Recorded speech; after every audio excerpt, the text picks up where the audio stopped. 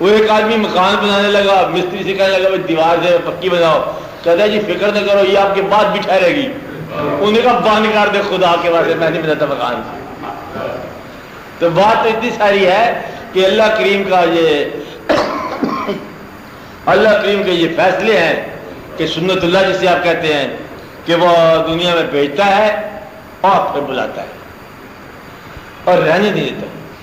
آپ اندازہ لگا لو، آپ کو حیران پریشان ہونے والی بات ہے، اور بلکہ نہ سوچنا زیادہ، کہ جس ذات مبارک کو اللہ کریم نے کہا کہ ہم نے آپ کے لیے یہ کائنات بنائی، آپ کے لیے سورج بنایا، سورج موجود ہے اور وہ ذات اس طور پر نہیں موجود۔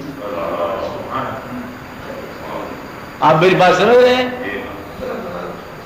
آپ نے فرمایا اللہ کریم نے کہ اگر آپ نہ ہوتے تو یہ کائنات ہم نہ بناتے۔